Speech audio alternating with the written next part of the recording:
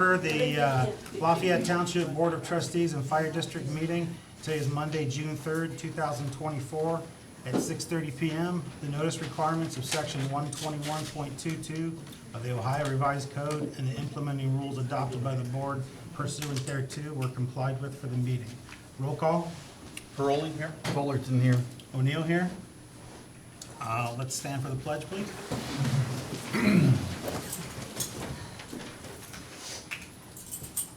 Pledge allegiance.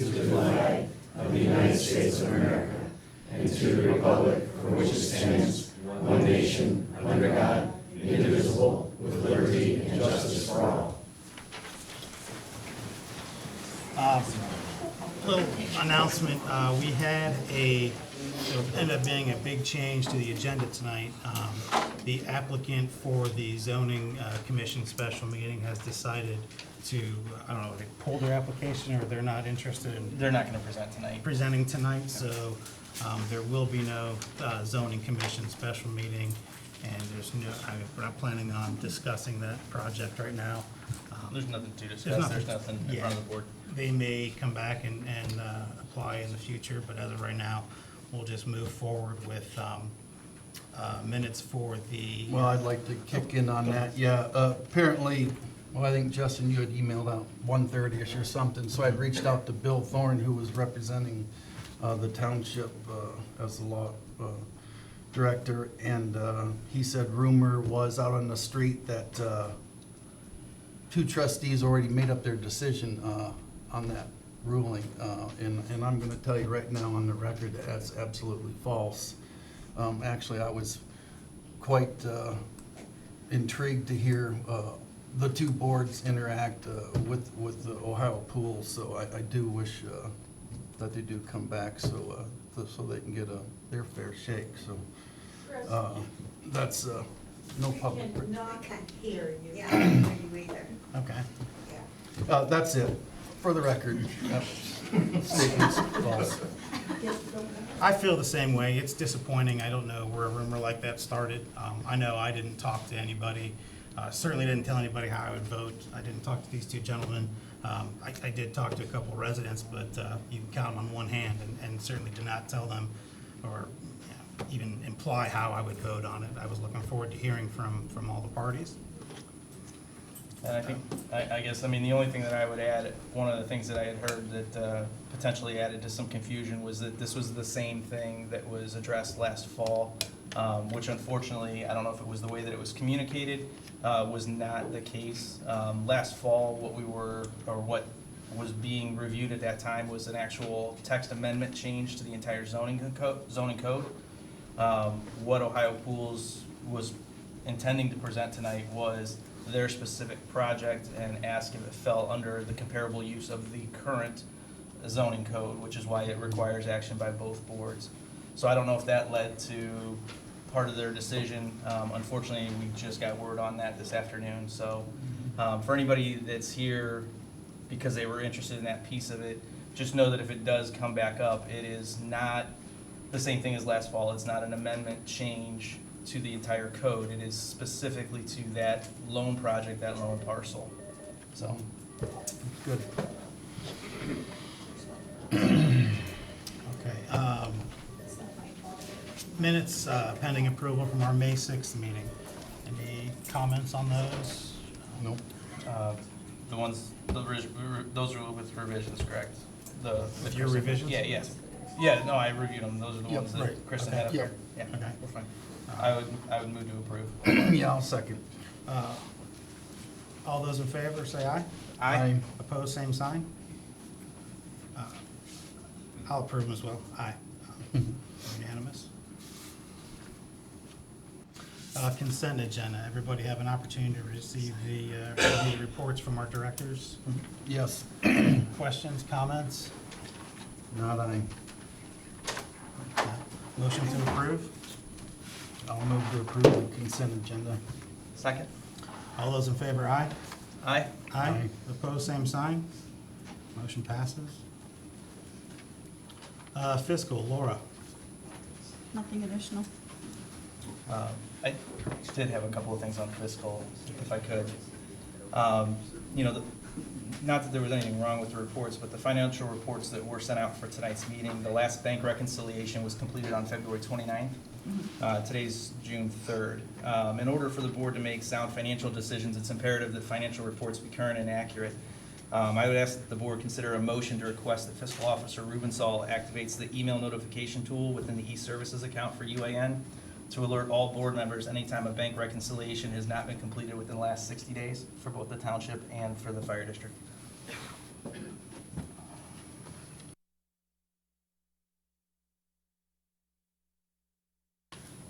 This is an email notification that's automatic. Correct, and Laura can correct me if I'm wrong, but I'm under the impression that UAN is able to just notify us anytime that a bank reconciliation hasn't been done in the last 60 days. To be honest, I don't know. I don't know if that's the case either. I'm not saying it is or isn't. That being the case, I'm not prepared to vote on that. Okay. Ty?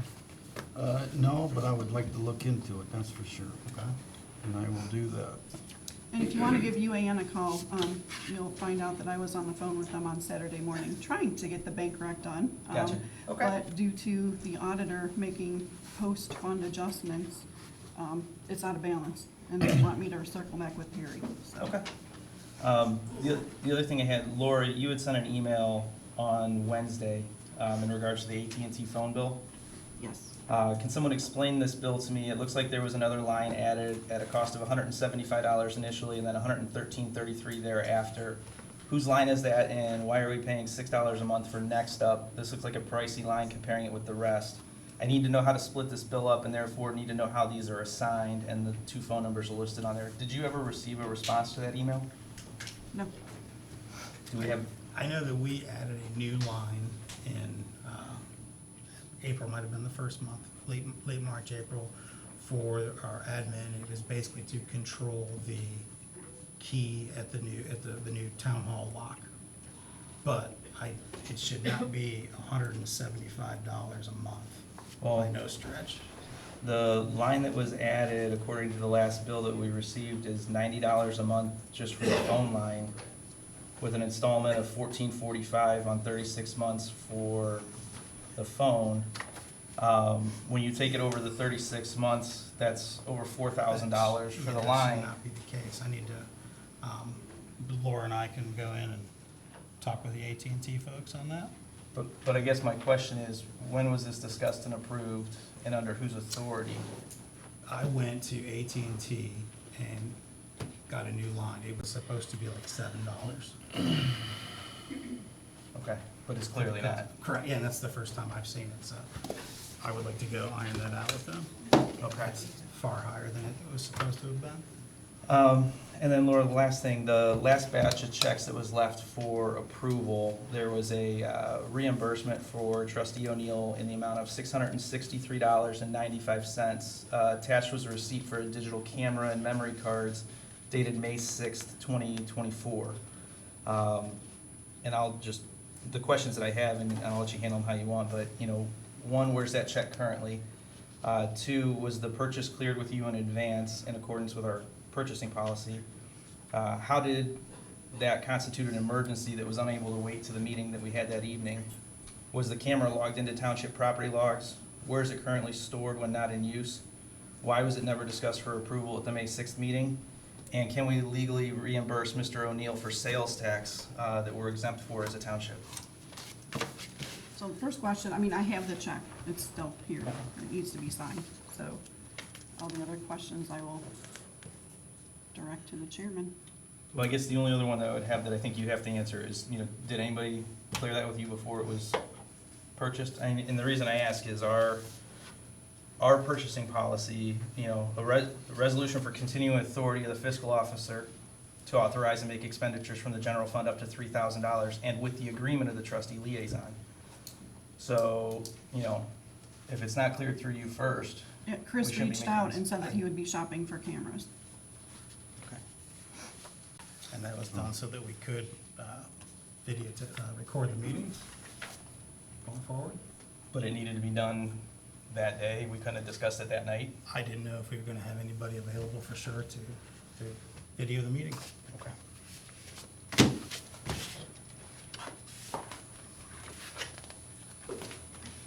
Anything else on? Well, I mean, since it falls kind of under fiscal, why don't we do this now? We've been talking at the last couple of meetings pretty heavily about the 2020-2021 audit. And it's been discussed that the reason that audit took so long was the split between the fire district and the township, correct? And, you know, that we were really kind of in the dark as far as like the trustees, as far as what that process was. Am I kind of I was in summarizing? the dark too. They emailed me questions and I answered them. Well, the nice thing is once an audit's complete, it becomes public record. So that's about 100 documents from the auditor, between the auditor of state and the actual auditors doing it. And what I find interesting is of those 100 documents, there's exactly one that discusses the split between the fire district and the township.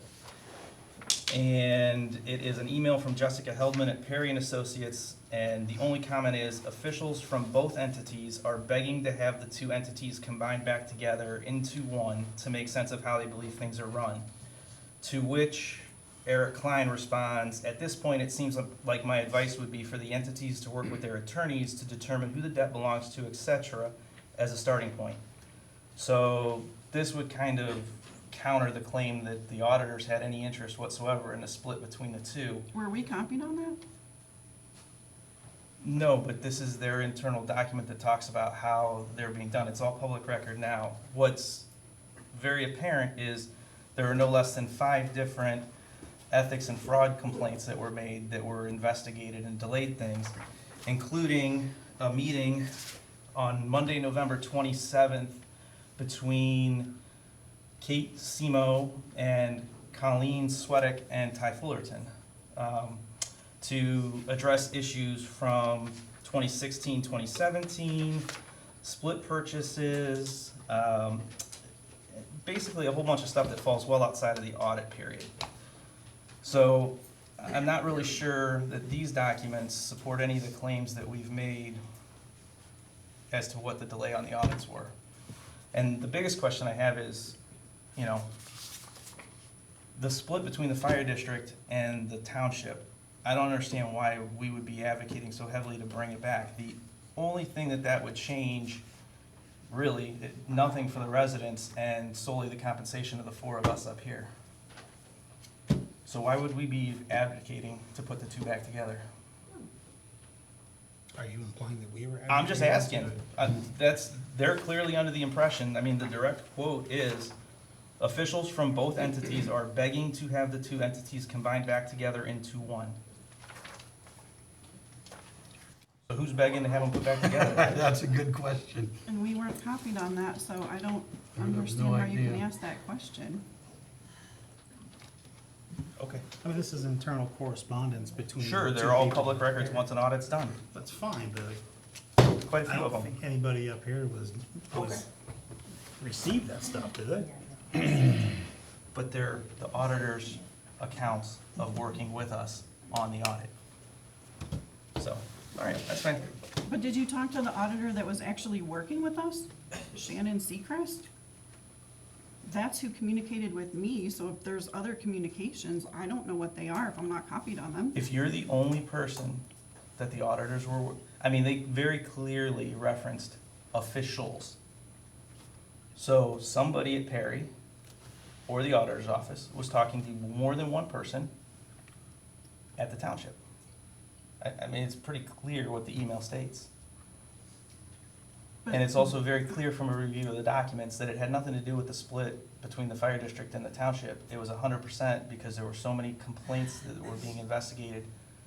And I'm not saying that they all included the 3 people up here. I'm saying just in general, there were a number of different complaints, whether it was anonymous complaints about the resource officer, anonymous complaints about improprieties with insurance, which doesn't even fall through that audit period necessarily. There were several other complaints that were made. That's clearly what delayed the audit. So I don't understand how there was such a difference in impressions on what was holding up the audit and what was told to the public. I can't answer that. I can tell you to talk to Shannon. Okay. Shannon Seacrest? Shannon Seacrest? Are you Yeah. implying though that anybody at this table was holding up the audit? Are you trying to insinuate? No, I'm that? saying that the holdup on the audit though wasn't the explanation that was given. It wasn't the split between the fire department and the township. It was that they were investigating a number of complaints that were made, several of which were made by Mr. Fullerton, even though he said that there was no involvement in the audit process. That's all. Just trying to make sense of it.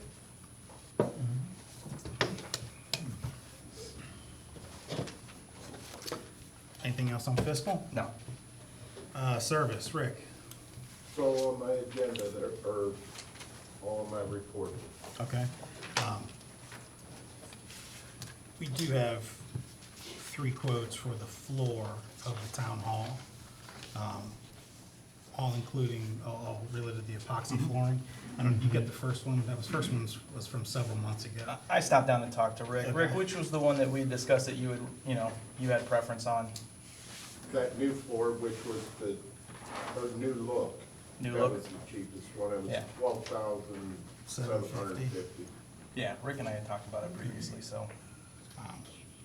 To me, this one makes the most sense. All Yeah. of it's all for the same style flooring, correct, Rick? Yeah,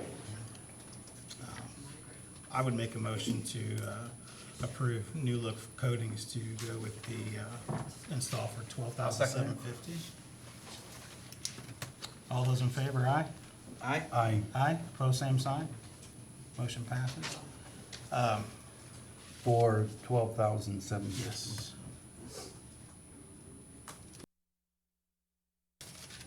Also, electric, I think Rick has attempted to get 3 quotes from electric contractors, but as of right now, only one has responded, and it appears to be a pretty good price from your estimation, correct, Rick?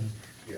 I wouldn't know, I'm not an electrical professional, but the electric there is way outdated, probably from the Yeah. 60s, so needs to be redone. I would motion to approve $9,800 for J&B Electric to redo the electric in the town hall. Well, I think the only hesitation I have is, one of the things that came up in the audit review was concerns raised that we have a set limit of $500 without getting multiple bids. So, we either need to, take action to amend that and get rid of that requirement, or we need to get an additional bid. Rick, I thought you said, where are you hiding? I thought you said someone was gonna have a bid for tonight. No, they weren't gonna have it for tonight. Oh, they weren't. Oh. But they were supposed to originally, so we did request 3. Right. I know, I get that, and I know, that it's what's holding up the project, Right. so, I don't have a problem doing it, but we're gonna have to, we can't just ignore a stated policy. Right. Any suggestions?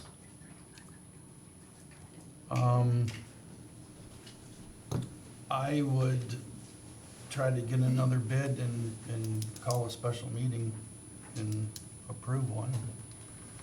Okay. Rick, what do you think the possibilities of getting a bid this week are? I have no idea. No clue? Okay, I'll look. I have no idea. all right. Well, I'm okay with doing that then. Seeing if we can get another bid and then holding a Yeah. special meeting just for Yeah. that. All right. I would, just because it's holding the job up. Yeah. I mean, it is what it is. We need to get it fixed, Yeah. but it makes sense. Okay. Fire, Chief Kavanaugh?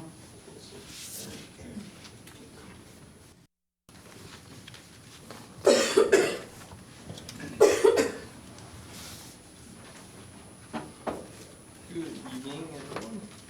We had 75 calls for service in the month of May.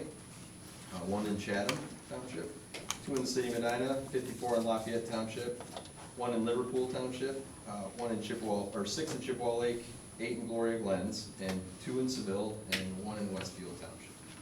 72% of those were EMS calls, 5% fire calls.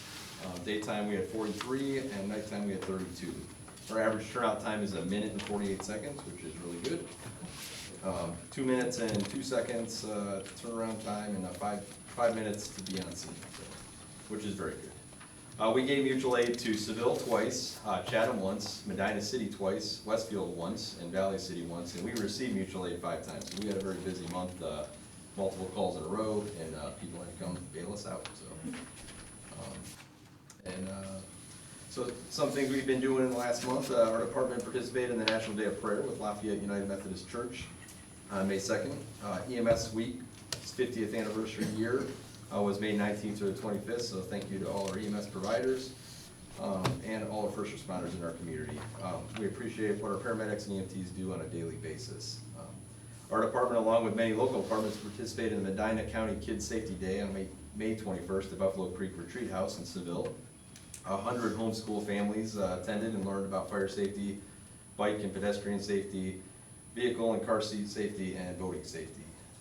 Our own paramedic firefighter Zach Smith was recognized with the Star of Life Award in Columbus on May 22nd for his heroic efforts on a call while working with the Medina Life Support Team on a dog attack in Medina. And it was a very good outcome for that lady, and he did really well, so very proud of him. Our department participated in the Chippewa Lake Welcome to Summer Golf Parade on May 26th. Kelly Parker and Noah Gable have begun firefighter level 2 certification, will be completed at the end of July.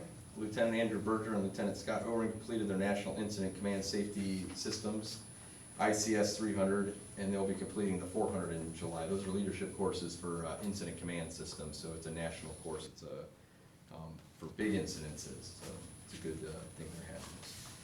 I attended the Bowling Green State Fire School and completed my basic fire investigation course. I also attended inspector updates from Northeast Ohio Fire Prevention Association in Middleburg on May 6th. We applied again for the ambulance retention grant in the amount of $75,000 for bonus funds for our department members. These are additional state Ohio funds for supports of EMS systems that continue to struggle with competitive wages, which is what we're struggling with right now. So, our yearly hydrant testing has begun and will continue through the spring and summer. We should be close to be completing in mid-July or early August. We received 1 ambulance quote specification to date, waiting on 2 additional quotes, and I think I sent those to you guys for review. I have one other quote, comparable if you want to review it. It's so the original quote, for those of you who are in the audience, it's $337,432 for an ambulance in this day and age, which is not great. It takes about 3 years to build it. So that's one quote we have. We have another one for $375,000 from another company. So we're working on getting competitive quotes for our ambulances and hopefully planning for that future purchase. Requesting approval to hire Isaiah Helton. I just gave the applicant information to Laura. He interviewed very well. He's attending firefighter level 2 certification course in the Medina County Career Center. He's a Marine Reservist Sergeant. He plans on attending paramedic school in January of 2025, which will be great for our department. And he is just an outstanding young man, deployed to Iraq a few times, very motivated and very dedicated individual. So that is all. And then we have, I submitted a quote for you guys to review, Course in Fire and Security, the camera upgrade quote. It's the total quote for ARPA, using ARPA funds would be $10,389 to upgrade the camera system we currently have, only adding a few additional and upgrading the ones we currently have. We approved $46,000 in, I think, December for For the whole the project. whole project, so it would be under that. It's about 41. It's coming out to be at 41,000 for the whole project. Any questions for me? I'll let you stay up there, Chief. Yes, sir. I would move to hire Isaiah Helton. Pending background check. Mhm. Yep. Okay. Yep, he's already I'll got second. it. He's done. He's getting it done, so yeah, yes, sir. All Pending those in- background check, absolutely. All those in favor, aye? Aye. Aye. Aye. Opposed, same sign. Motion carries. In discussion on those cameras, I'm kind of shocked it came in at only 10,000, to be honest with you. I thought it was gonna be more. And he's right, we did approve for cameras and the keyless entries. Keyless entries are done. So we still do have some funds left for the camera upgrades.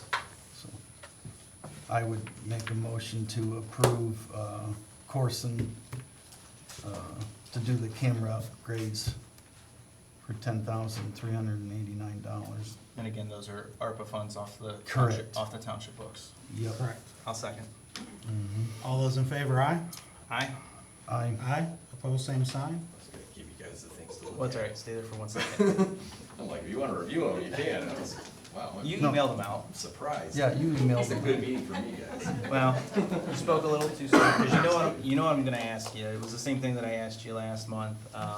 Just updated numbers through the end of May, salary expenses at 223,000.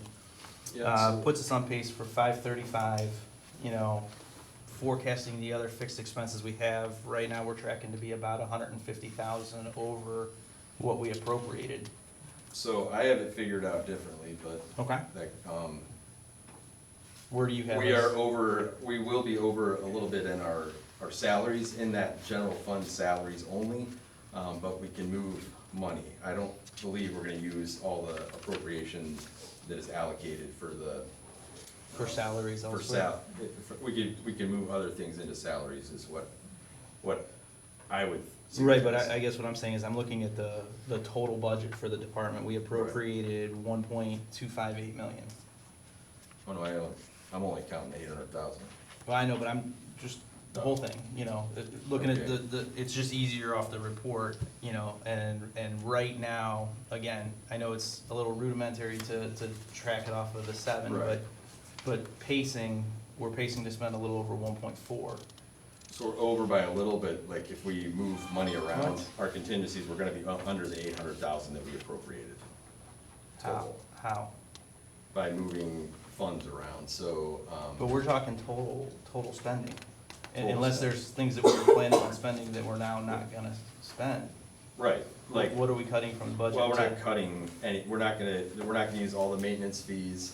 We're not gonna use $10,000 for PPE because I got a $14,000 grant for PPE, so we're not gonna Okay. use that $10,000. We're So you not- think grant money is gonna make up? grant money that Some. I've received Okay. that is gonna offset some of those costs. It's not gonna be perfect. If you look at the last page of contingencies, that's where we're gonna be cutting into with that $800,000. Right. That budget, that contingency money is gonna have to probably be moved over to salaries at one point or another. We're tracking the same way we did last year. We're spending about 60 grand a year. I'm trying to reduce that amount, but without 60 cutting- grand over per year? No, do no, you think? 60,000, or A month. 60 a month, yeah. Gotcha, right. What I'm trying to not do is cut staffing, and that's what would be the next thing, is that cut that third person during the day or something, or, and I don't wanna do that. I believe I could still go under, Okay. we spent $883,000 last year. I think, I'm anticipating to be under $800,000 this year. All right, hold you by to it. Keeping my Okay. guys from going to ask for, can I buy bleach? Can I buy this? Yeah, so, it's like dad with a checkbook, it's not easy. Okay.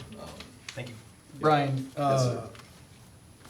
so your last thing on your report is that you wanted to talk about future planning of the fire district. I mean, these are good questions that Justin's yeah. bringing up. And I mean, they're serious, and we all know that, because we watch it and in communication with you. So I'd like you to share your vision and with the folks here.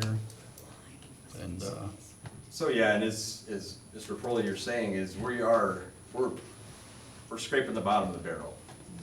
And I could do everything I can to keep us from not scraping the bottom of the barrel, but we're gonna continue to scrape the bottom of the barrel. We don't have a turnover, which is great. We don't have a lot of turnover, which is awesome. But eventually we may, because we're not gonna keep up with our neighboring departments. We're not gonna keep up with competitive wages, and people are gonna move on. So a good example is, we have 3 of our firefighter paramedics that work, they work in Seville full-time, or they work with Seville part-time, and they work here part-time. They'd rather work in Seville because they get paid $2.50 more an hour, and they get paid for 24 straight hours. we get paid, we pay our firefighters 18 hours of a 24-hour shift, and then we give them a stipend of $30 to spend the night. It's sustainable for a little bit, it was sustainable in the past, but I think the way things are going, it's not sustainable.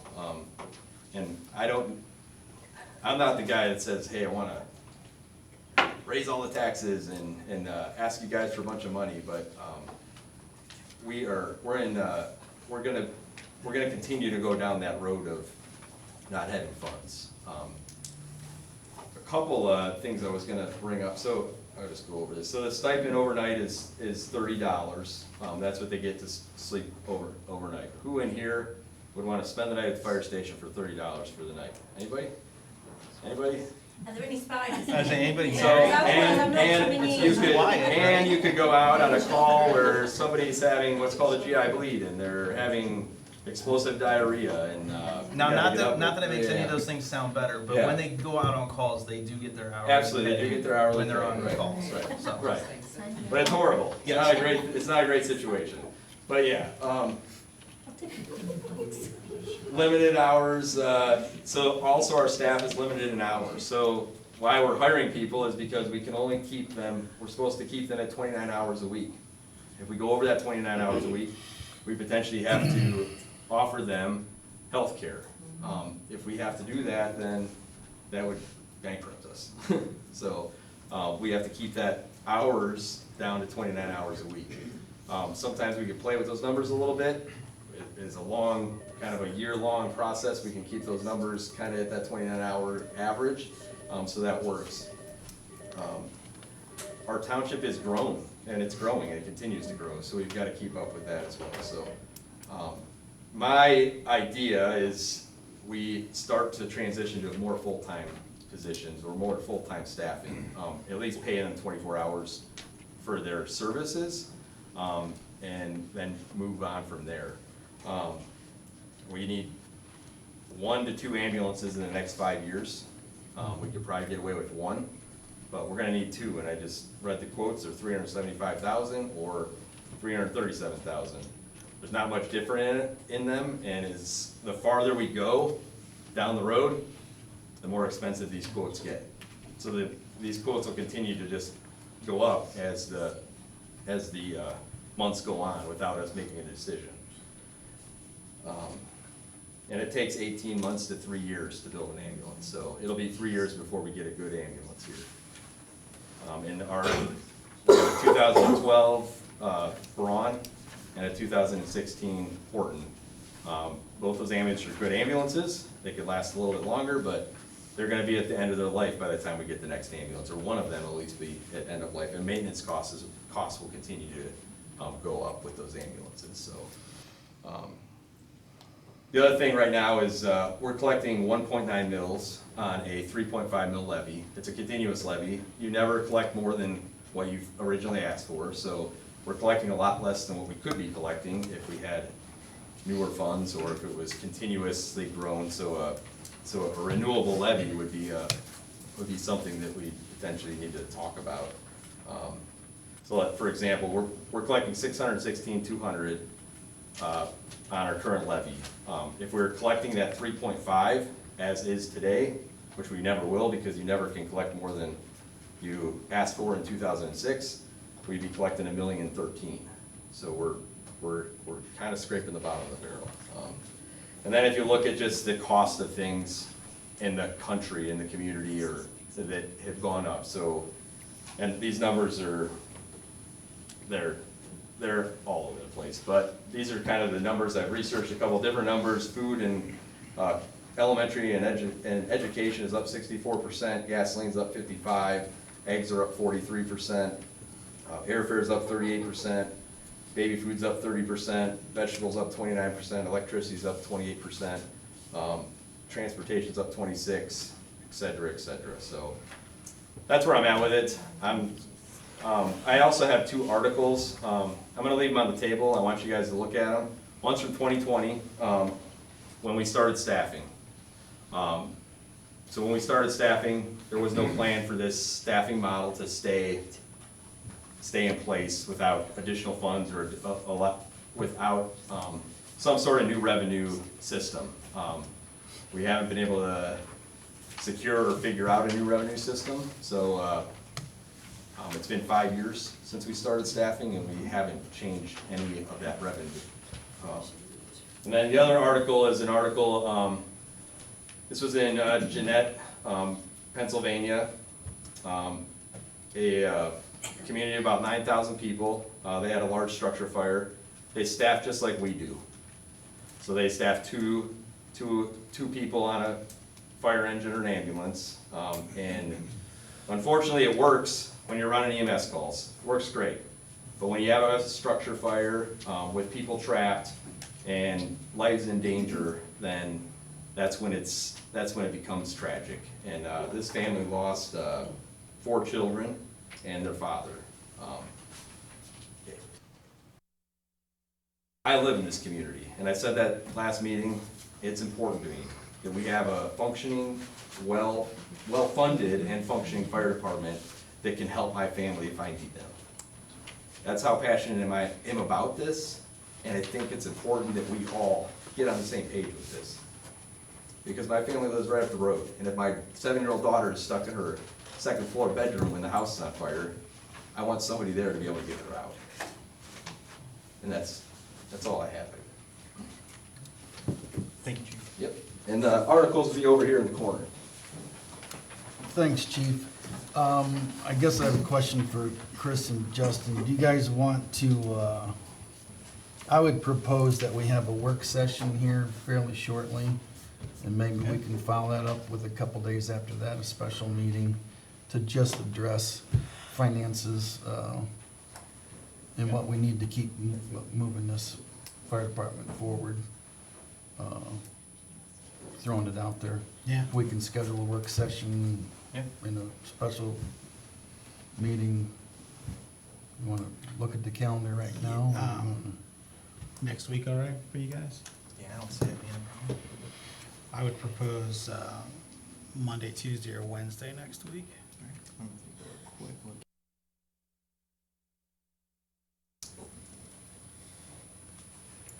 Well, Tuesday, we have zoning, right? Tuesday? So Monday or Wednesday Monday probably works best for me. Monday? Yeah. Yeah, that's fine. Yeah, what time? 6:30? Yep. Fine by me. All right, now that's a work session, Chris? Right. Yes. Okay. For fire department funding. Yep.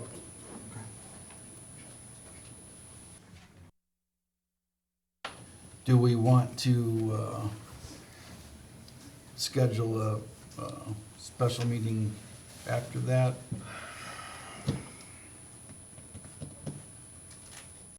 Because we're not gonna be able to vote in the work session. Right. Right. Well, I mean, do we think we're gonna be ready to do something? I don't know. I don't know.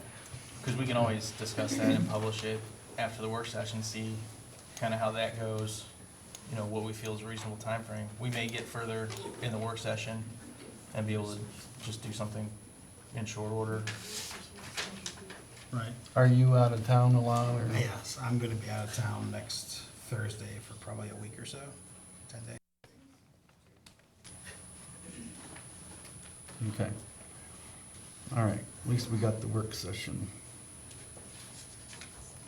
All right, good. Let's go from there. then. Thanks. Yep. So, Monday, the 10th, 6:30. Okay. Anything else for fire? No, I'm good. Lieutenant Markham, please? I don't have anything in addition to the monthly report. You sure? It's so short. Sure, unless you have questions. Well, I do have one thing, you know, and Lieutenant Markham and I talked today. You don't have to stand if you don't want to for this. One of the things that came up in reviewing the documents that were provided by the auditor, and I'm not sure exactly how it got included in there, but was an investigation that was done into security cameras at the town hall, or at the town hall admin building complex. So I had reached out to Lieutenant Markham probably a week ago to get any investigative work that they have done in the township. And unfortunately, in the last little over 2 years, the townships had Medina City PD do 5 investigations into different allegations and concerns. And we don't need to get into all the details of them, but the reason I bring it up is because not a single one of them was ever found to be founded or any wrongdoing or anything along those lines. And my biggest concern is, you know, we rely on the city PD to serve our residents, and to constantly tie them up on investigating things. I mean, we've had the conversation up here. There's no way to get away from the politics that are involved in running a township, and you're never gonna get away from it completely. But I feel like in reviewing these reports, it's pretty clear, you know, that we're asking the city police department to start entering into that arena, and it's not really fair to the city. It takes resources away from people that actually need it. And quite frankly, I mean, if I'm on their side, if I'm in their shoes, you know, it's something that's gonna give me pause the next time it comes up to renegotiate the contract, or whether they wanna continue to deal with us. So I would just ask the board, you know, if we can work to do a better job of, you know, managing our own drama and not bringing the police department into it. Yeah, no kidding. I'll second. That's all I had. Thank you. Zoning, Sherry?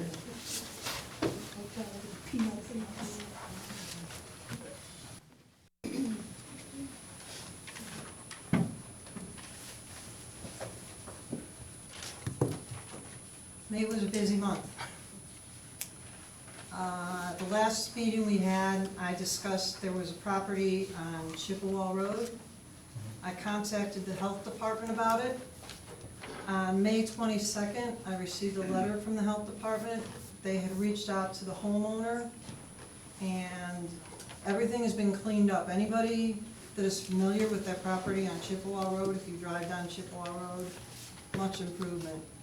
There was some sort of structure out near the road that looked like it was falling apart, falling down. It's gone, totally gone. So on May 17th, Lane Kessler from the health department went there. She said due to the fact that most of the solid waste had been removed, she was closing the investigation, so that's done. It has not gone unnoticed. I've received several compliments for you from residents in Hunter's Run thanking you. So, That goes to the health department. Well- I'm not gonna take the credit for that. fair enough, but just know it hasn't gone unnoticed. Okay. In May, I wrote 20 zoning permits, and that's through May 31st, 2024. We collected fees of $6,706.19, with an estimated value of $3,558,892. Of those 20 permits, 8 of them are for brand-new homes. On May 23rd, many people from both the Board of Zoning Appeals and the Zoning Commission attended at the University of Akron back there, a class on zoning laws and ethics training. And it was neat, because when I looked around, there was a lot of representatives from Lafayette Township, and I've gotten to know a lot of the zoning people. We were well represented, and what was really neat was there was a lot of our new people there. On May 14th, the zoning commission swore in a new alternate. He's here tonight, Nick Kittle. He got sworn in, and he was at that training too. Tomorrow, the zoning commission will be in this building. They're having a zoning work session at 6:30. On June 11th is their regular meeting, and then on June 18th will be Board of Zoning Appeals is going to be hearing 2 variances this month. On Palker Road, there's a lot of things happening on Palker Road. There's always things happening on Palker Road. On Palker Road, it's at the one parcel, the one that had the tent on it. I had told you at one of the last meetings that the property was sold. Well, that fell through. It fell through because the person who wanted to purchase it, they were gonna do like a land contract with the current owner of it. They wanted to put a mobile home on the property while they were building. And I said no. So they got upset, so they said no. So we're back to square one. The parcel's not sold. I drove by there, and the grass is pretty high right now, but the tents are gone, the platform's gone, the porta potty's gone, it's just got high grass. The Palker Road property, the one that Palker, the younger Palker son is living at, I had a lot of contact with them. I've been over to the house. Their garage, you could put 2 cars in the garage now. The garage is clean. There's still stuff out front. It's not as bad as it was. Well, that doesn't, I mean, I know it's not as bad, but if I had that much trash in my front yard, you'd be coming after me. They can't get in their garage even. It's all piled in front of the garage. Okay, but when I went there, the day that I went there, and I've been out there more than once, you might have even seen I've me out seen there a you, couple yeah, times, I've okay? I seen take you. different vehicles there, okay? Yeah. Well, I went in with junior and with senior, and I walked into the garage, and that was a day where there wasn't stuff in front of it. They Yeah. had a pickup truck or something parked in front of it, Right. but there was no debris. And I kinda scolded them because they had a pile of debris they were burning in the front yard.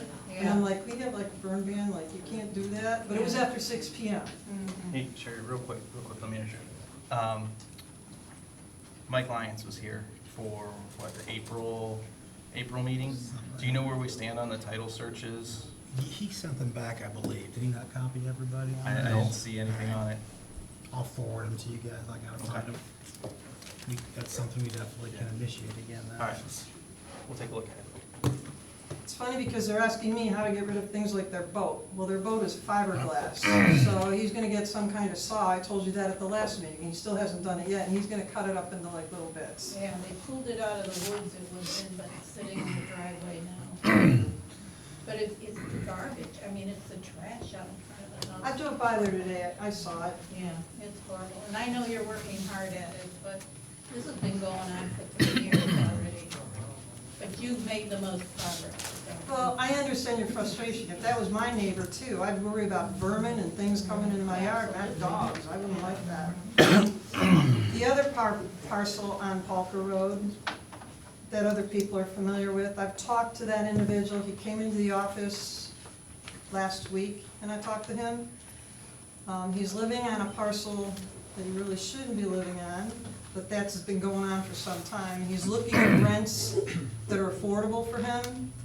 I received a letter from his neighbor complaining about things, but from what I've discussed with a couple of different people, including other zoning inspectors, I don't get specific about what the property is, I just describe the issue that we have. Some of that is like a civil issue between the 2 neighbors that's going on.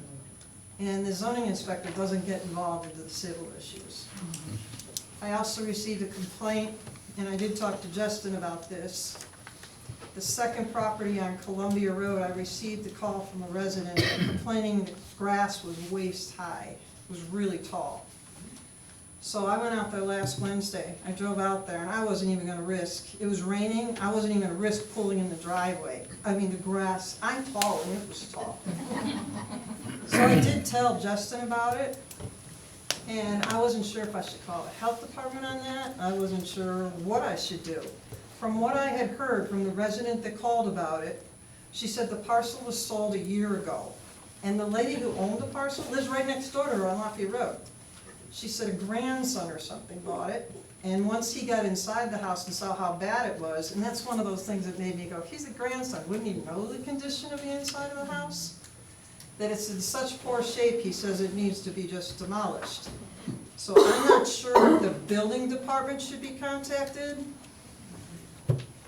Justin, you and I both talked about that a little bit. Yeah, I mean, the difficult thing is long grass is not something that we Zoning doesn't typically- govern the grass. And so unless there's a reason to do some sort of wellness check, unless there's a reason to be concerned, I mean, Yeah, there's there's not a 2 whole vehicles lot. in the driveway too, but I didn't get close enough to see if they had license plates or anything on, 'cause it was But raining. outside of, there's nothing visually from the outside that makes the structure look unsafe or that there's any type of issues, so, unless it gets to that point, So I haven't done anything else on Not that anything, parcel, yeah. but I just told Justin about it. So I'm trying to stay on top of things when it comes to zoning and let him know, so he knows what I'm doing at all times. I do it on Wednesdays if I can, so I have office hours on Tuesdays, Wednesdays, and Fridays. I'm there from 7 to 3. But on Wednesday, there's an overlap because our admin is there. So that's a good day for me. Somebody wants to come in to get a voucher, for me to disappear and go out and drive around and look around the township. I'm not gonna go around with a sketch pad and binoculars, I'm not gonna do that. I need you people to tell me when you see something, because I'm not gonna do that. Does anybody have any questions? Okay. Thank you, Sherry. Thanks, Sharon. Let's move. You want to? It's, public participation was gonna be up more towards the beginning with the zoning application, but, let's move forward with public participation right now. Can't hear. Public participation, sorry. Public participation? Yes. Mark beat you to it. You can wait a minute. Art Frederick, 6146 West Smith Road, Medina, Ohio, 44256. United States of America, continent North America, planet Earth, Milky Way solar system. It ain't hard to find me. I don't have to hide from anybody. You know, every month I come here, and I am amazed at the fresh stupidity I find. Last month, it was Ty's turn. He actually started a vote to place $400,000 of your money, township money, into Westfield. And thanks to a report that I received about public records request, there was no depository contract there. There's a difference between having a contract and planning to have a contract. An application is merely a plan. So, as far as I know, the money hasn't been transferred, so it hasn't been illegal yet. But you know what? I really think that we need to keep bringing out Lafayette Township's dirty laundry. Mark, can you put those away, please? That's Because- disgusting. Honestly, that's disgusting. Put them away. Because as long as we see the dirty laundry, we can find out transparency, what's going on in our township. Because you know what? If we all sit back like ostriches, put our head in the sand, we're never gonna know what's going on. So far, the real problem I've seen is this money. And it hasn't escalated to be a major problem yet. But there's a lot of stuff going on that we need to keep our eyes on. And you know me, I'm watching you guys. I'd like to see it. Well, I don't know where you're gonna put that money and whether you're gonna have more bidding on that 400,000. I hope you do and follow the laws on that you do have a depository contract. Far as I can tell right now, when they're buying cameras and they're paying for all kind of stuff, you know what? They're just throwing township money around, wildly. And that's a shame, because that's our tax money. And if we don't speak up and say something and do something, it's gonna continue. And I think we need to put a lid on it. And hopefully we won't have any more dirty laundry.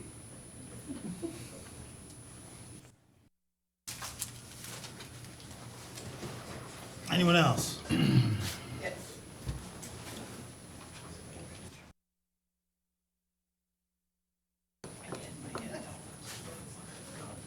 It's a shame that money's not real, though. I would even, make the effort to pick it up if it was real, but I hope the cop will give you a ticket for littering. I'll pick it up. No.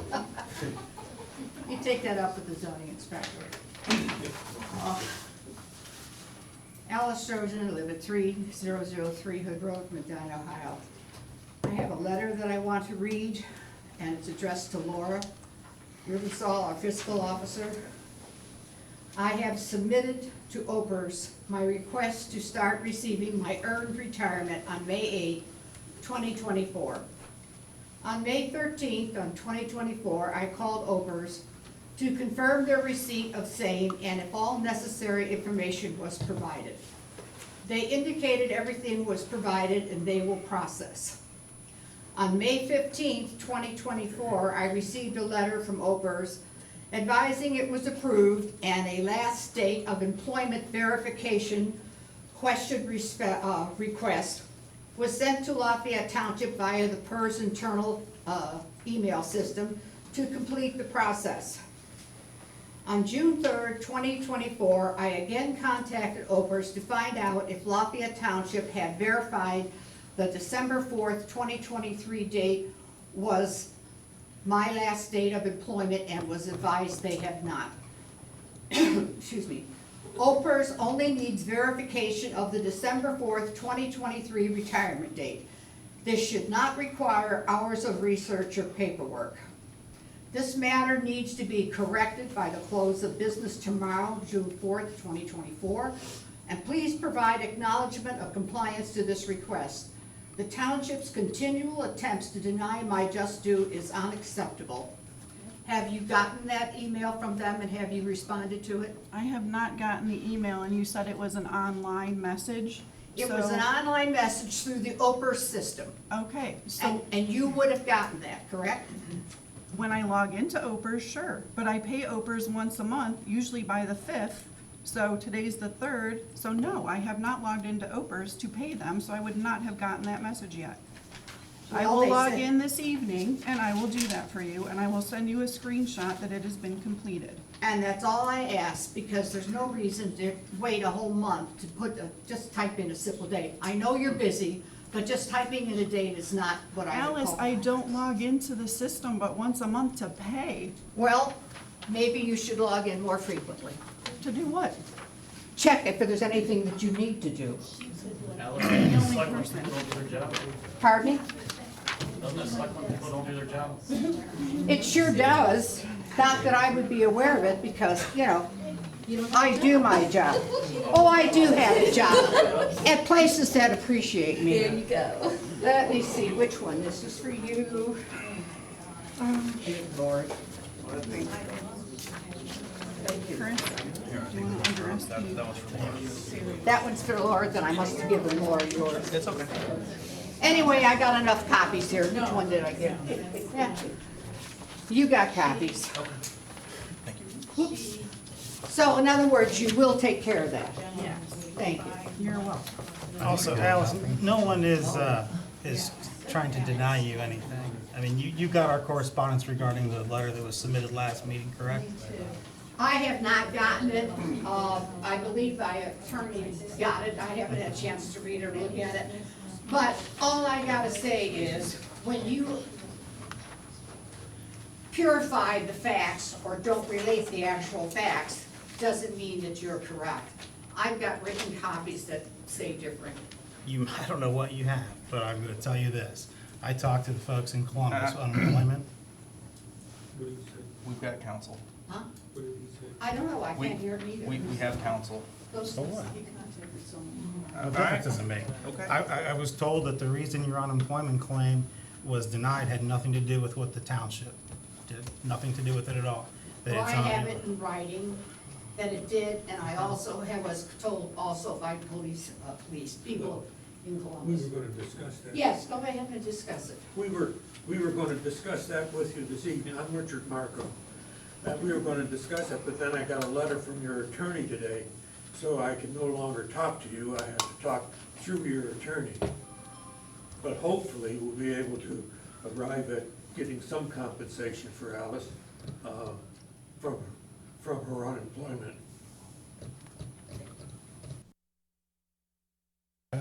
Anybody else? Sir?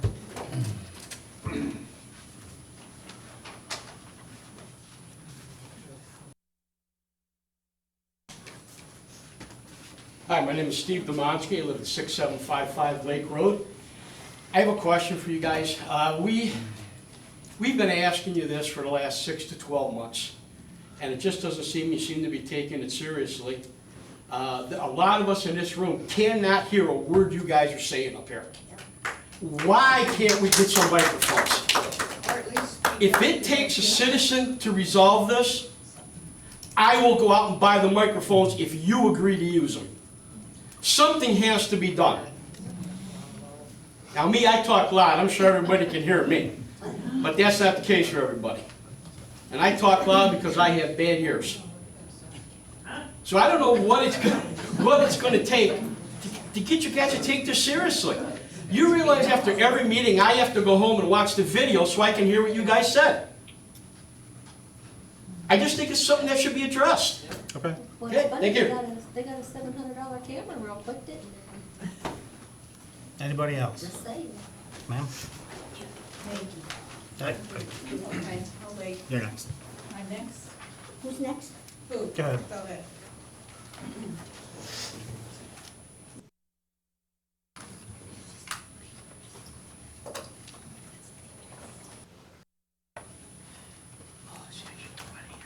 I have handouts. Oh, wait a minute, I'm sorry. I'm gonna give you that one and pass the rest down, please. Sorry, I took two. Thank you.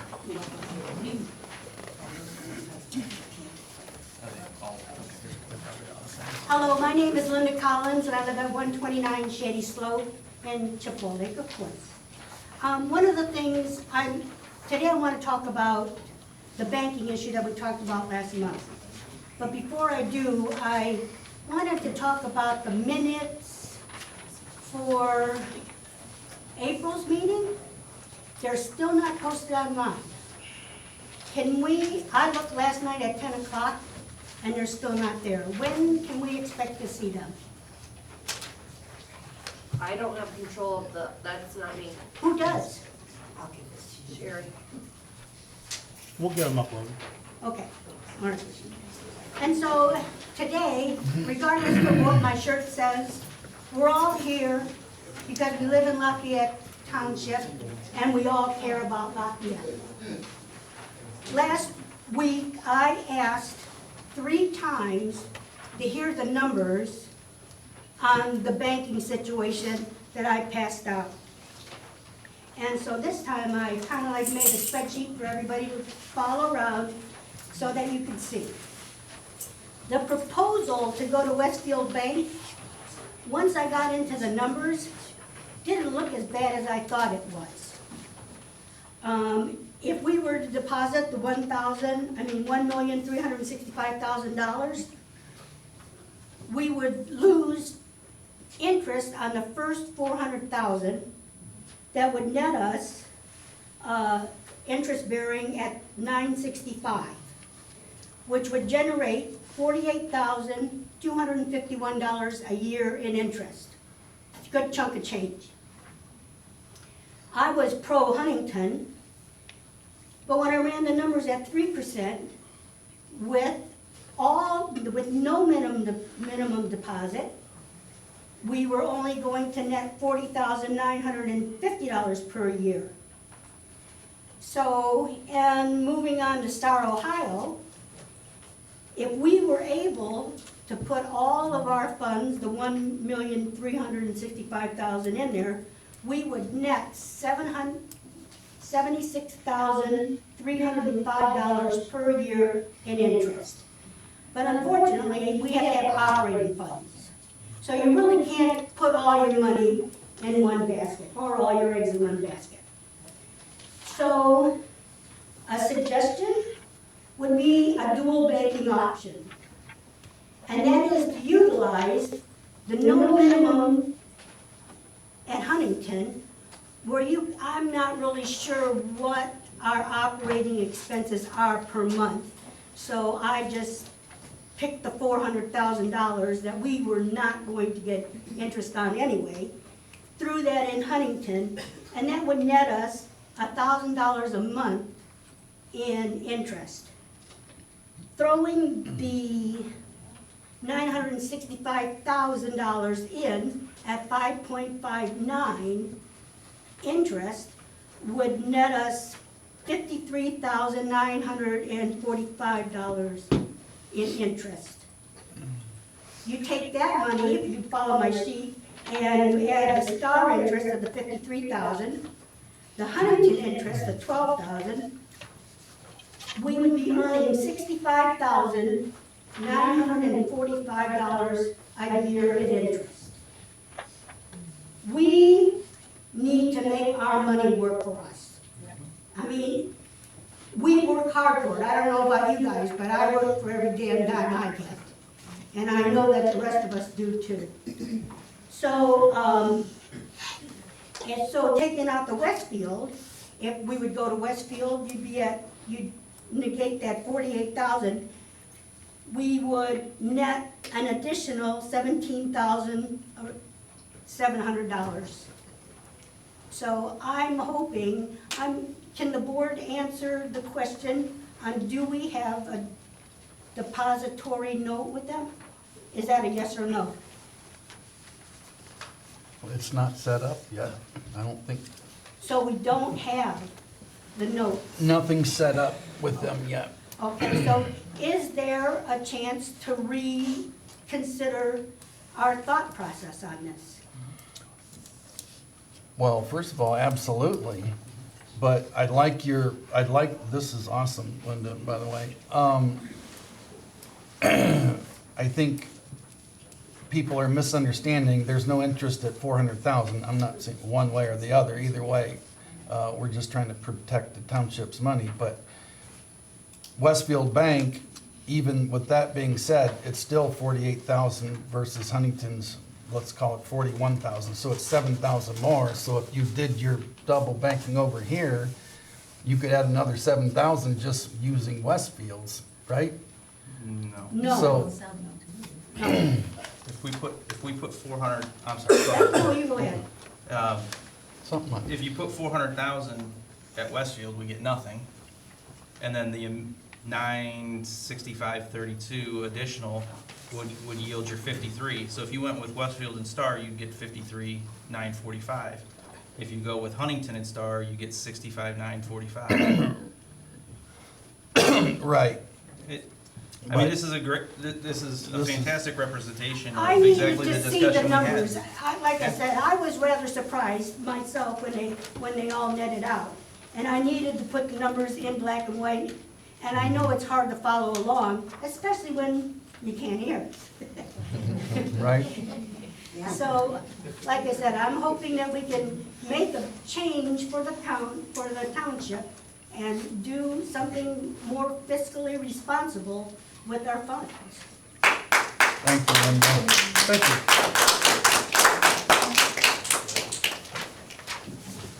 Well, before we take the next one, I mean, you know, I'll make the motion again. I think we keep our banking relationship with Huntington and use Star Ohio as our overflow. No, I'm not ready to decide on that yet. But I appreciate Linda's notes here, though. We've already had that discussion. Anybody else? Ma'am? Excuse me, the infamous Polk Road. Excuse me. You should all visit there sometime. Yeah, there was no second, so it just dies.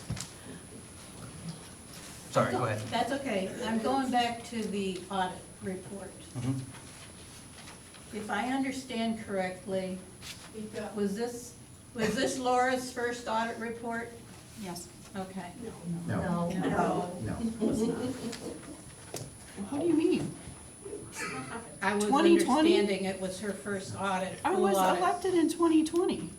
2020 and 2021 are the first audit. It was the first one that was hers, but she would have been through the audit process 2 years ago prior, because she would have been the fiscal officer in office when they did the 18 and 19. Okay, Plus, so- there was the audit from the fire district, which was already completed, so because we have two different sets of books. Okay.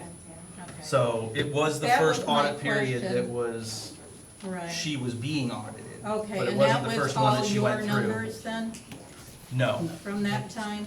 No, I was elected, I took office April 1st, 2020. So 2020, there were no less than 3 or 4 fiscal officers in Lafayette Township Okay. helping, and, because of COVID. Okay, So 2020, 2021. okay, so this was Yes. of your numbers?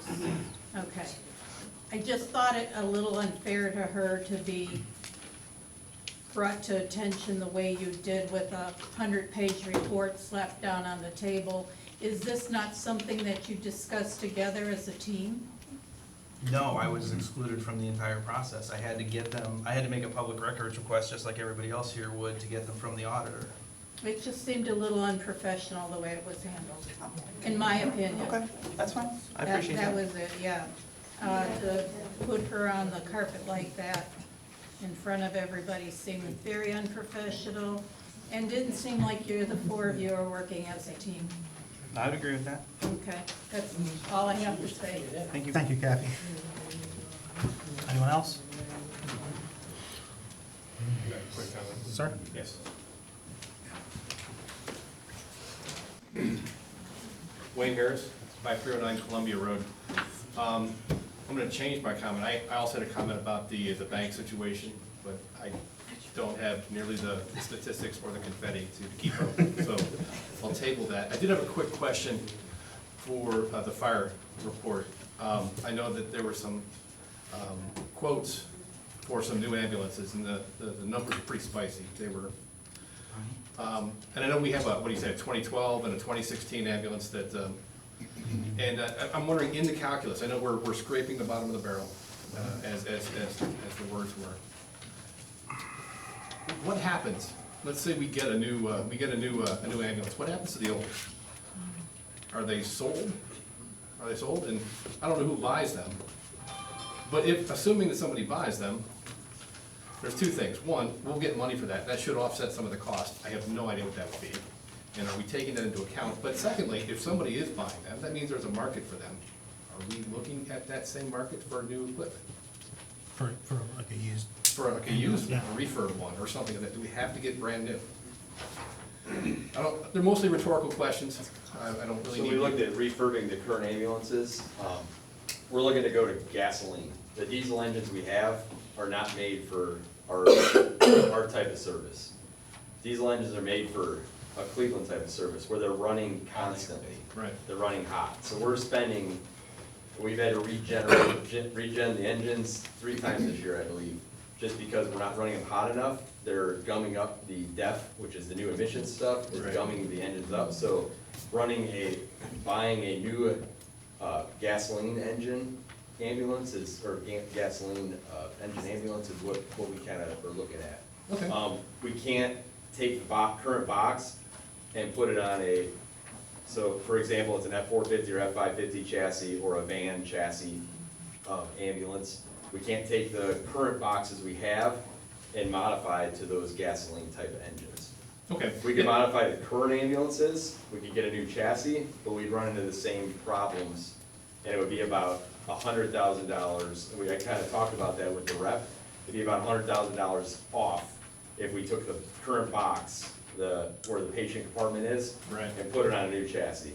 Right, so, I mean, my question was, are we even looking in that market? It sounds like we might be, Yes, sir. rather than just, only looking at brand new. Yeah. That's a great thing. Okay, thank you. Anyone else? Okay, correspondence. Brookdale MHP expansion. Shortly after the meeting last month, one of the residents over on Deerview reached out to me because the mobile home park on Route 42, Brookdale, they own a parcel behind their current park. The current park has roughly 250 homes in it. They've got a proposal in front of the city of Medina to expand south, adding another 54 units to that, which butts right up against Lafayette Township. So I attended the city planning meeting with the residents. The original proposal was pretty bare on any type of buffering or protection for our residents. So I went just to support kind of their initiative in front of the planning council, which was good because the planning commission got to hear our residents speak, and then hear their concerns since both the developer and I've met with Andrew Dutton at City Planning, and it sounds like we've been able to, through the efforts of the residents, be able to get some buffering for those people. So the final proposal, or the next proposal, is in front of the Planning Commission next Thursday. So again, the residents and I will be attending just to see if we can get that finalized. But unfortunately, what this will mean is there is going to be an expansion for a left turn only lane on Route 42 in front of that park. It's going to be 250 feet, so they'll be widening Route 42 at the developer's expense. But that'll be something that'll obviously impact our residents on the west side of the road, east side of the road, north side of the road. North. North. North, yeah, thank you. And then, again, you know, they'll be developing, one of the challenges is there's a 30-foot utility easement on that western edge of the property, so they can't do anything as far as screening, fencing, or trees. So I'm working with the residents just to see if they would concede to allow the developer to put some tree screening or something along those lines actually on their property. But, you know, we're working through that. Nice. But I just wanted to update in case anybody else was interested.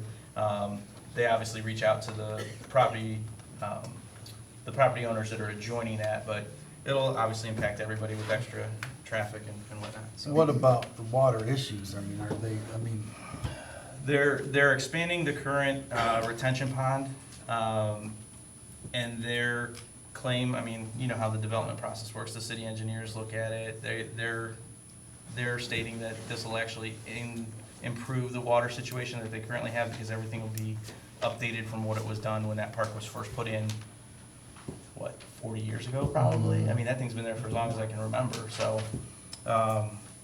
They had recently changed that from an industrial zoned area to allow them to put a mobile home park, expand the mobile home park, but it sounds like that's where they're at. was the developer interested in inverting the roads and keeping the water? We haven't received a commitment back from them on that, but he did say that they talked to the engineer about it that's doing the actual building. You know, the contact that we've had has been with the actual owners of the property. And so far, they've been agreeable to some of the homeowner requests. So it's been a positive process, at least to date. We'll see, you know how that goes. We'll see what we can actually finalize. Do they have a timeframe? Not really. You know, this was first started to be talked about 2 years ago. So, you know, I think they're still, you know, like I said, trying to put the final touches on it. I think what I was able to gather is, you know, that widening of 42 that's at the developer's expense is gonna be pricey. And I think that's kind of been something that they were trying to find a way around.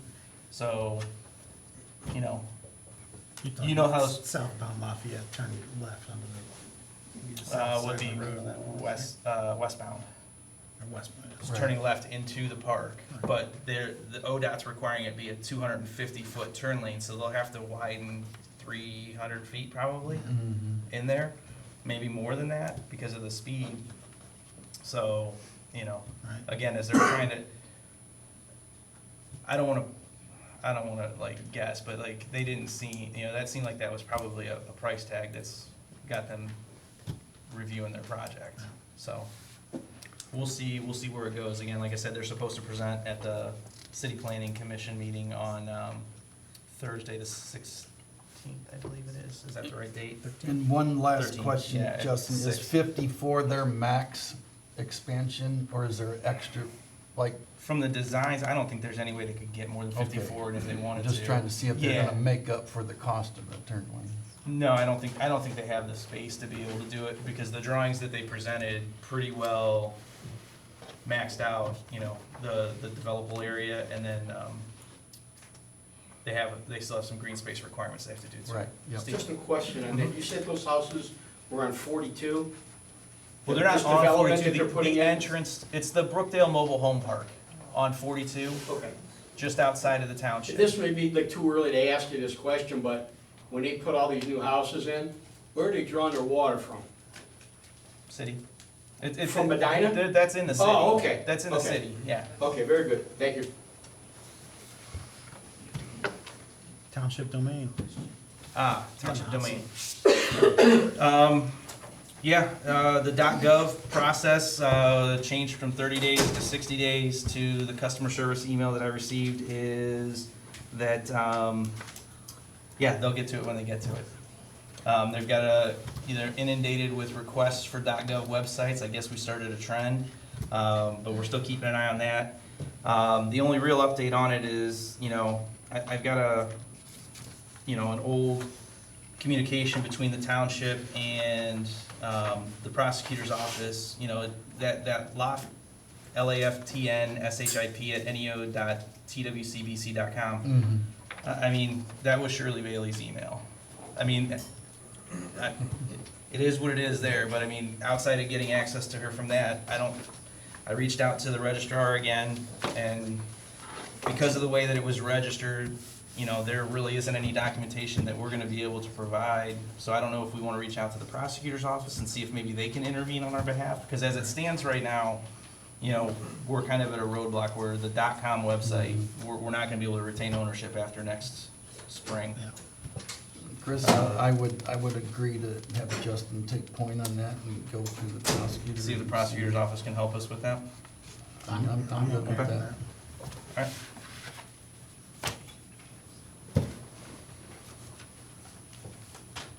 All right. Ryan Road and 162 traffic study.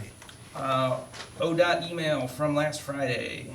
I just checked with the team on their review, and I apologize for the delay. I'm told that this time we will have the completed study and recommendations to you sometime next week.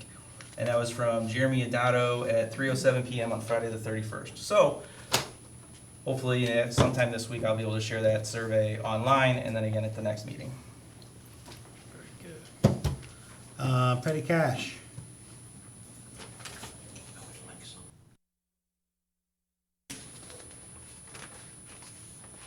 Did she talk to you about that, Laura, by a chance? She She did. said she talked to Justin about Oh. it, that it was for like permits and stuff. Oh. Yeah, but I mean, Laura and I discussed it. I don't think we're ready to, Yeah, no. I don't think we have any interest to put anything forward at this point right now. Okay. Nor do I. Public records policy. The management letter that we received for the Lafayette Township Fire and Rescue District from last February highlighted that the district did not have an approved public records policy on file as required, nor is there any evidence that such policies have been adopted. I think we were operating off of the public records policy for the township and just applying it to the other. But as we've done with a lot of the other resolutions, it makes sense to have one for each. So I took the opportunity just to look at what we have posted. I had emailed you guys all a copy. I've got more copies if you need them. But what I did is the only change from the current policy that we have is under the section for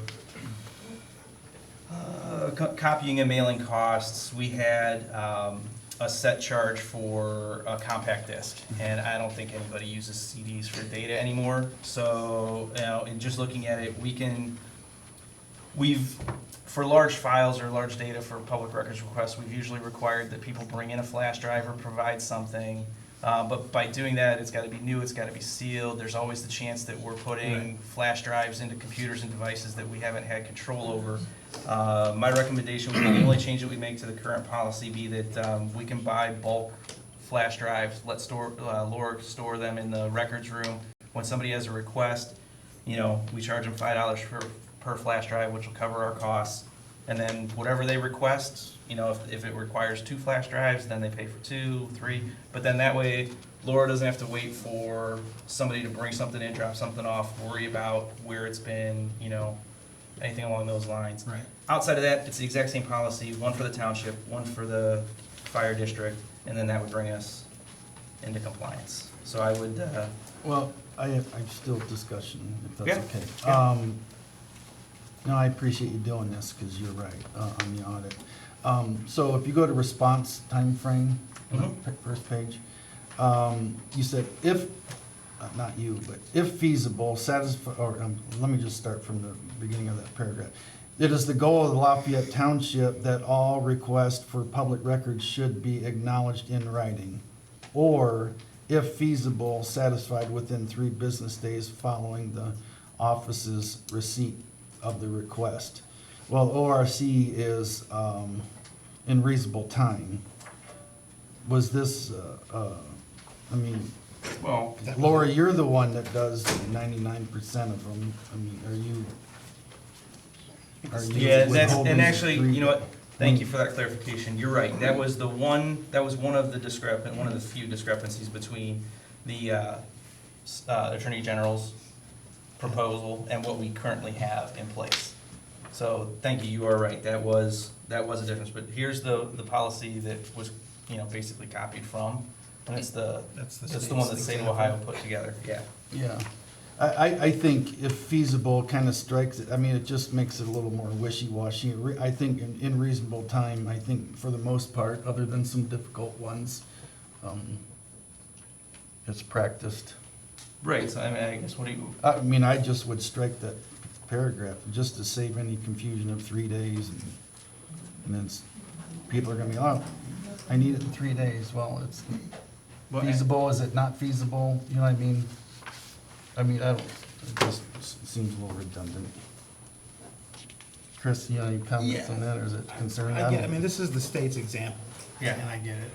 On the other hand, we're putting Laura on the hook for something, but it's. well, yeah, but it easier says to- if Right, feasible. if I think feasible, Laura which- typically gets them within 3 Yeah, days and I think unless that's- there's if she needs, I mean, I know you've sent some for opinion, but, you know, if she needs a legal opinion for it, that's, you know, that falls in that's an excuse, that's an understandable reason for Right. not complying the 3 days. And it's not a guarantee. It's the Right. goal of the Yeah, township. so no, that was the only thing that caught my attention, everything else looks good. Well, here's 2 printed copies. If you're okay, I'm presenting them for approval. I would move to approve both of those. I'll second. All those in favor, aye? Aye? Aye. Aye. Opposed, same sign. Motion carries. Just to be clear, Lafayette Township public record request and Lafayette Township Fire District. Public records request, yep. For the record. Thank you. Investment policy. Yep. Another one that was in the management letter, and I think Ty, or Chris, you had mentioned at the last meeting. Right. One of the things that we owed for Star Ohio was an investment policy. The OTA, I had Laura take a look, and she was able to locate, we do have investment policies, or at least, you know, investment guidance that's been put together previously, but I think it was based on the trustees and the fiscal officer at the time. It looks like it was probably passed in 2004, 2005. Working through OTA training and their recommended policies, they actually referred to Montville Township as a great model policy. So I had talked with Mary Pawlowski. She sent me a copy of theirs, and, you know, again, it's nothing too crazy. It's a straight copy of Montville's.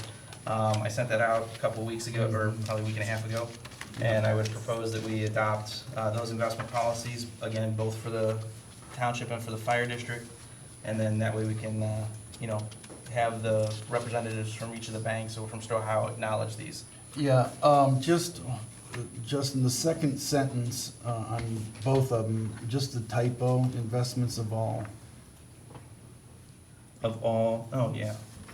All Well, right. so I got some fat fingers, you're right. All right, so a little typo there, no Yeah. big deal, but let's just, for the standards of care, if you wanna, you don't have to read it, but talking about number 1, prudence, and number 2, ethics and conflicts of interest. Yeah, prudence. Just so it's on the record, we understand the Prudence. writing. The standard of prudence to be used by investment officials shall be the prudent person.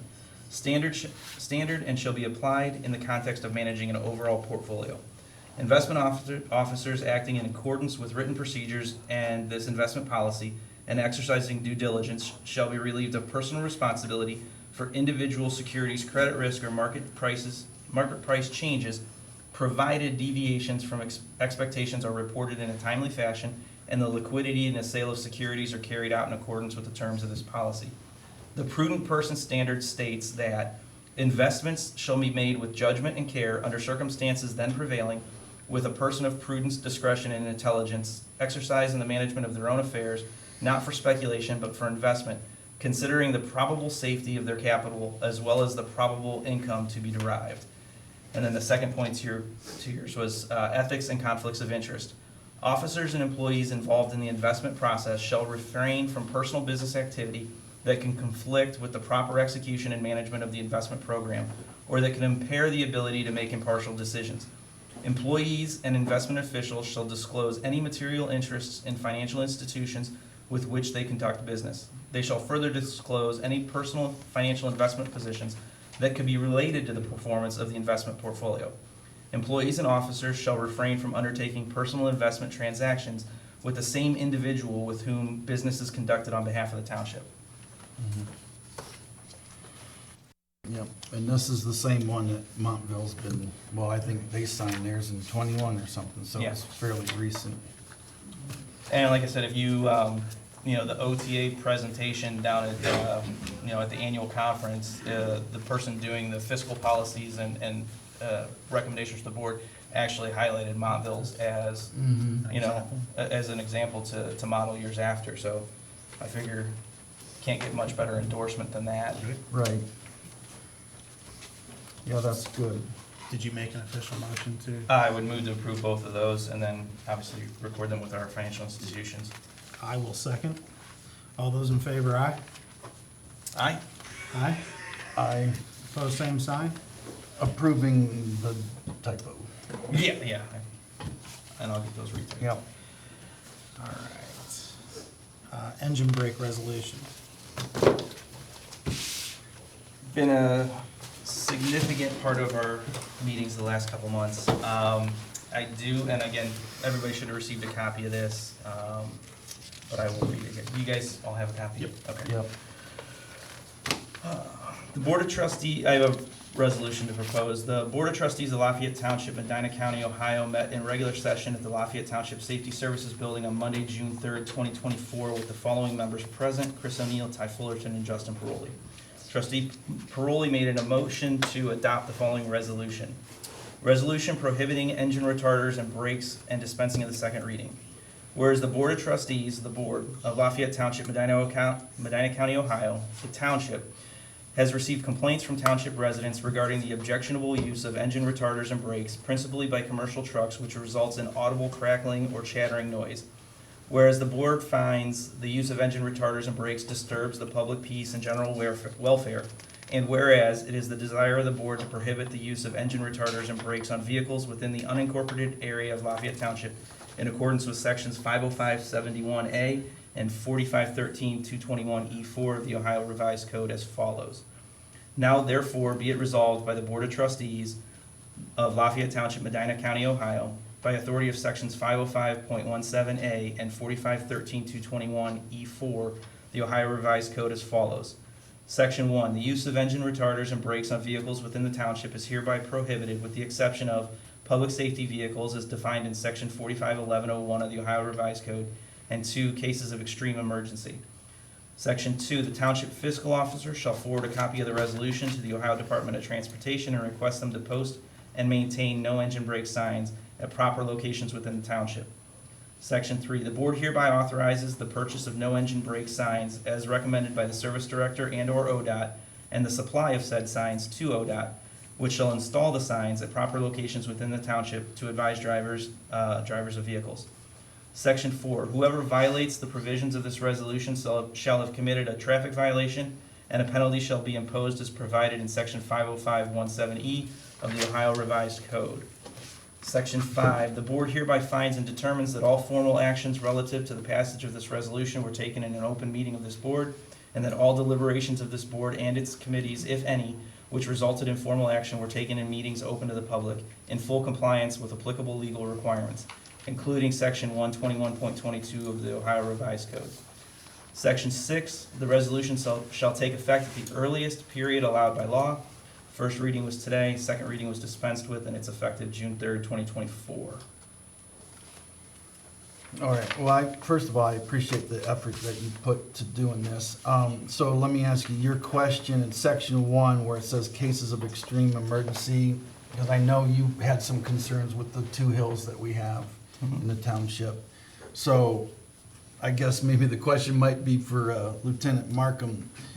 Cases of extreme, I mean, if a semi has got to slam their brakes, they got to slam their brakes. Yeah, I don't think anybody has, everybody understands that piece of it, and I think that would be something that, the way that the resolution is written, in the discretion would be held by the officer, just like so many other citations.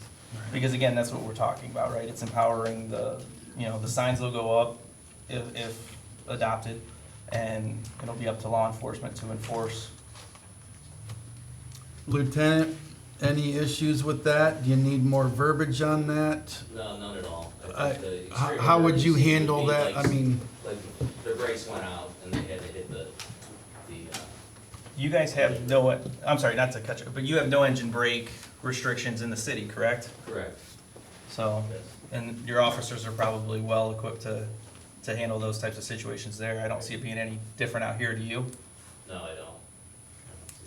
I don't see an issue with it. Okay, good, Were you good. referencing 50117 or 71? Is I that see another ticky tack, typo? I just wanna make No, sure no, which you're, one's yeah, which. absolutely. And that is why 17. So Yeah. correct Where do we this. need to, Right up above the it. first one? The last whereas is Yep. 17. And I'm good with this too. Okay. The question I have is, you know, ODOT has to approve this, correct?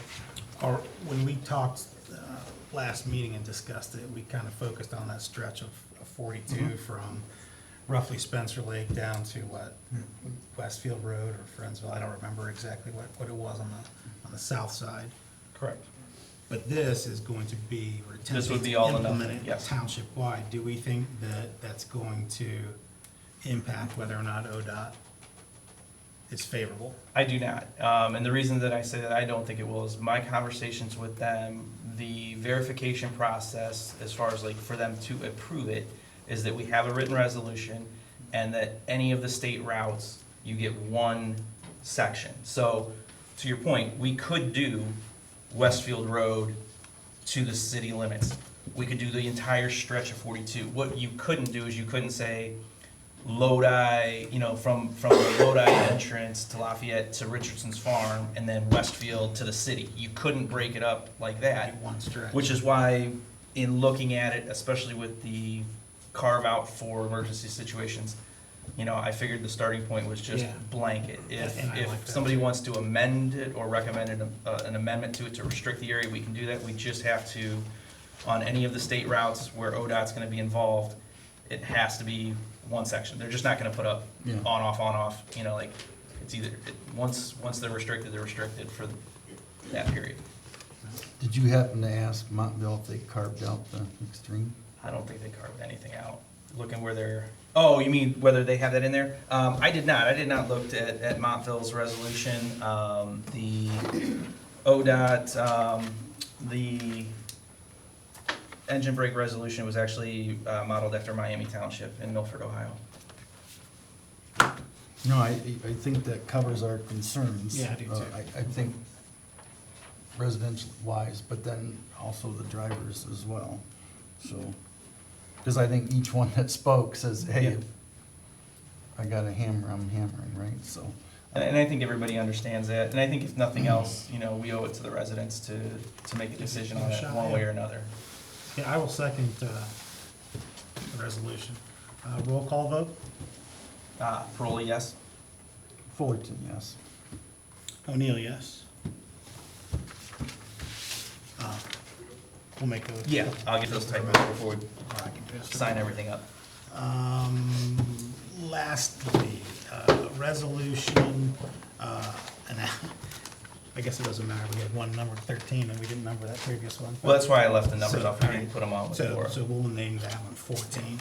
This one's already The 13. one for Ty was 13 already? Yes, Okay. I can put it on there. Accepting modifications to the Medina County Thoroughfare Plan, proposed project list as recommended by the Medina Area Transportation Task Force. Yeah, so Resolution 13, 2024 for Lafayette Township is accepting modification to the Medina County Thoroughfare Plan proposed project list as recommended by the Medina Area Transportation Task Force. So basically, if everyone could just visualize Route 3 and 162, the old Crum Farm, he still owns it, but he's been trying to sell it forever. However, many moons ago, they had designed a thoroughfare road at the end of Grovewood, which is in Lafayette Township, to go through the Crum Farm and come out at Route 3. So Mr. Crum's been having issues selling his property to developers. No one wants to pay that big money to put in those thick thoroughfare roads. So the Transportation Task Force voted to agree to get rid of that thoroughfare and give development opportunities for that property. So with that being said, Medina County Commissioners approved resolution. Montville Township has, City of Medina has, just because they're touching the project as well. And what they'll end up doing at the end of Grovewood is putting a turnaround in. So a part of the road will go north, part of it will go south, so an emergency vehicle or a road department can turn around, bigger trucks can turn around and get out. So this resolution is just to approve the thoroughfare being canceled out. The only, as I say, the only thing I see on it, and I don't know, maybe it's just kind of the way they always put a carve out in here, is the addition, because I know they're removing bullet points 32 and 33. Yep. You know, which obviously, you know, like you said, Grovewood, that's the Bennington Point development for people that aren't familiar. And they've been kind of fearful of that cut through forever. I did notice though that the addition was address needed connections or permanent turnaround. So it seems like they still gave themselves an out if they want to connect Grovewood through, just not to the same level. Well, it wouldn't go all the way through, but the But they talk could was extend in it the potentially vote. past that. Well, they could, but just to get, their Park owns property right there too. Okay. County Parks. So, and it's, if you look at the typo map, putting a cul-de-sac in would just be astronomical in price. So they decided to do the turnarounds, but yeah, I don't see them expanding that at all. Yeah, like I said, I mean, it's definitely a step, I think it's a step in the right direction. It's good for the residents. I would just like to have seen them been a little bit more definitive that like, hey, we're just gonna cap this off. Because I know that's what those, I don't wanna speak for everybody, but everybody that I talked to in that development, they definitely did not want, you know, through fair traffic coming through there, and who would? I don't blame them. Right, and the cost of that goes to the developer, by the way, not the township. Okay. No money. Is out that of the turnaround township. actually gonna be in the township, or is that in the city? Because that's darn. That's real close. Well, it's right on the line. Right. And the But next- either way, as long as it never connects through, because then again, that's just more wear and tear on the road we have to maintain Yeah, too, so. that's I mean, I would, did you motion to approve it? I'll make the motion to adopt resolution 13. I'll second. Roll call vote. Parola, yes? Fullerton, yes. O'Neill, yes?